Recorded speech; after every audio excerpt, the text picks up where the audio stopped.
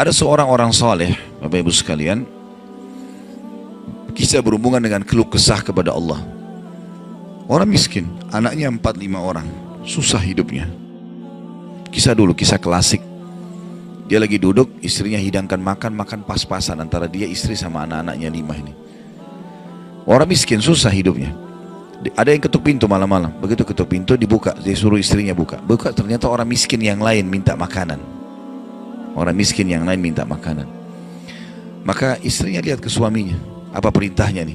Suaminya bilang kasih aja. Semuanya dikasih, karena kalau dibagi dua gak cukup. Orang miskin tuh bawa anaknya banyak, gak cukup makanan. Lalu kemudian istrinya sama suaminya, suami istri orang beriman kepada Allah, tahu, ya sudah sabar.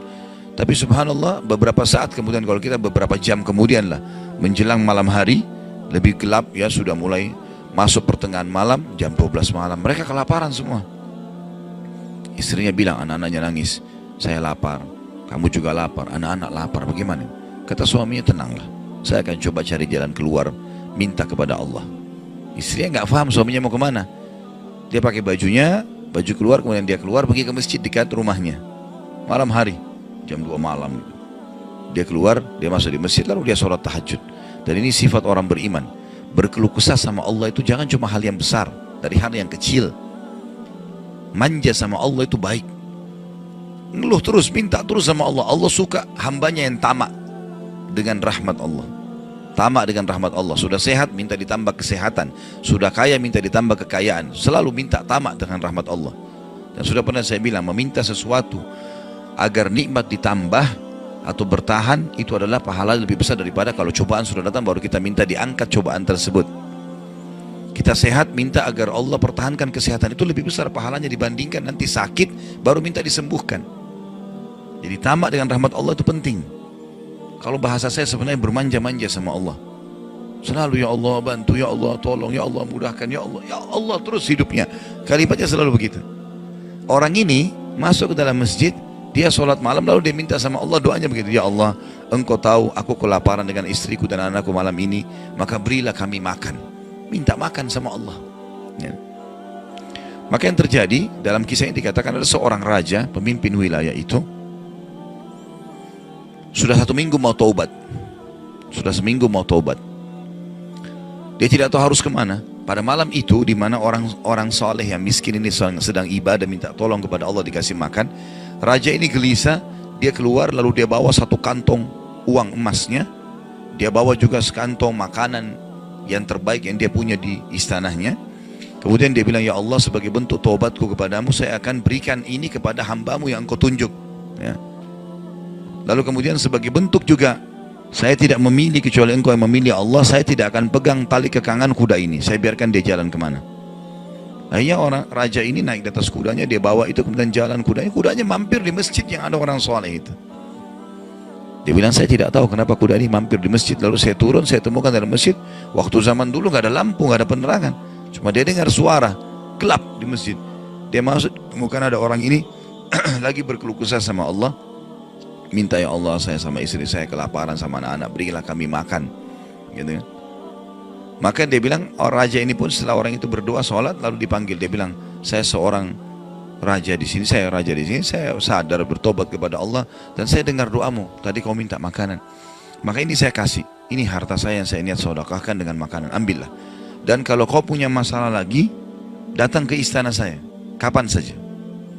Kira-kira saya mau tanya Bapak Ibu sekalian, kita jujur menjawab. Kalau seandainya kita di posisi orang ini, kita sudah dapat solusi. Kalau kita sekarang mungkin ada orang kasih kartu nama, nih ya, butuh apa saja telepon saya. Misal presiden, tidak usah presiden terlalu tinggi lah. Misal seseorang kita temui orang kaya, ada masalah apa saya telepon ke saya akan bantu. Saya yakin umumnya orang meninggalkan Allah pada saat itu. Sudah selesai, dia pikir orang ini sudah bantu, sudah selesai. Tiap hari telepon orang itu, telepon dikasih bantuan. Perhatikan orang soleh ini apa yang dia bilang. Waktu raja itu bilang, kalau ada keperluan apapun datang ke istana saya. Dia bilang, saya demi Allah tidak akan datang kepada anda kalau saya punya masalah. Tapi saya akan datang kepada Allah, Tuhan saya dan Tuhan anda, yang telah mengutus anda datang kepada saya malam ini membawa makanan. Justru kalau ada sudah solusi dari Allah, makin dekat sama Allah. Jangan sudah dikasih lupa ini. Ini poin penting bagaimana kita jaga berkeluh kesah kepada Allah. Jadi jangan berpikir Bapak Ibu sekalian, masa sih saya bisa sembuh hanya karena saya sujud? Masa sih saya bisa mendapatkan keturunan hanya karena saya sujud? Ini kesalahan ini. Justru harus kita fahami kalau itu bisa. Dan Allah punya cara. Setiap jawaban Allah kalau datang itu sesuai dengan sistem atau sunnatullah yang telah Allah ciptakan di alam kita ini. Misal saya berkeluh kesah, ya Allah sendal saya putus, gantikanlah. Sahabat begitu ya. Para sahabat Nabi itu kalau sendalnya putus, ya Allah sendal saya putus, gantikanlah. Allah nggak lemparin sendal dari langit, nggak mungkin. Tapi apa yang terjadi? Allah gerakkan sesuai dengan sistem yang ada.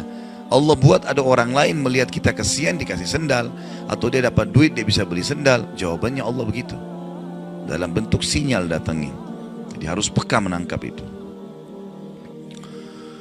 Kemudian selanjutnya, tentu juga yang ini tadi contoh kisah orang yang berkeluh kesah kalau berhubungan dengan cobaan dari Allah ya.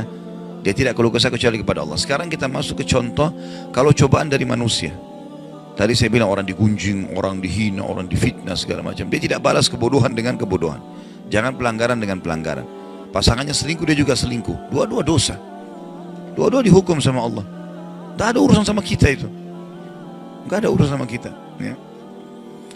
Maka kisahnya seperti misalnya Abdullah bin Abbas radhiyallahu anhuma pernah lagi jalan dicaci maki oleh seseorang tanpa sebab ini.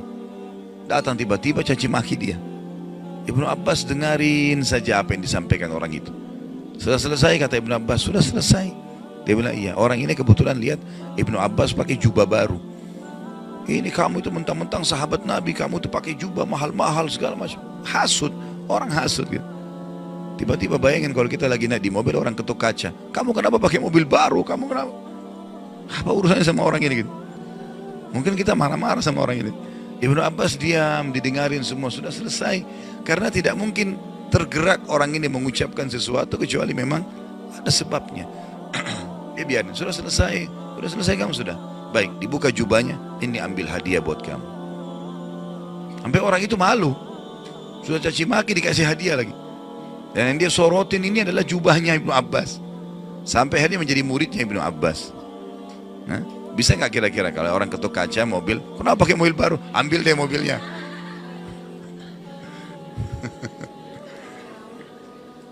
Baik, kisah yang lain, Ali bin Husain radhiyallahu anhu. Ini cucu Nabi SAW, anaknya Husain, ya, radhiyallahu anhu ajma'in. Terkenal dengan Zainal Abidin, masyhur dengan kesalihannya. Dia pernah jalan dicaci maki oleh orang tanpa sebab ini. Mentang-mentang kau turunan Nabi, mentang-mentang kau begini, mentang-mentang kau begini, dicaci maki. Dia diam saja. Dia nggak bicara banyak. Didengarin. Orang-orang sekitarnya sudah marah nih. Tapi karena dia diam, orang diam semuanya. Sampai udah selesai dia bilang, wahai saudaraku, kalau seandainya kamu tahu lebih banyak tentang aku, mungkin kau akan lebih banyak cerita tentang keburukan. Saya ini banyak dengan keburukan, gitu kan? Kemudian dia bilang sama orang di sekitarnya, ada pegang uang, ada bawa duit, kasih orang ini 1000 dirham dan tunjukkan alamat kita, siapa tahu dia punya hajat. Orang itu jadi tambah malu gitu ya. Karena perilaku akhlak yang mulia, dan ini yang Islam ajarkan kepada kita. Pada saat kita kepancing emosi, kontrol, tenang, jangan dibalas, gak ada gunanya itu, gak ada manfaatnya, hanya akan merusak kejiwaan kita. Kata-kata jadi kasar, hidup kita jadi tidak tenang ya. Tapi kalau kita gunakan teori syar'i ini, kita akan tenang, tetap bisa makan, tetap bisa tidur, tetap bisa segala-galanya. Baik, kita berdoa kepada Allah SWT, semoga majelis kita diberkahi olehnya dan dijadikan sebagai tambahan amal kita pada hari kiamat.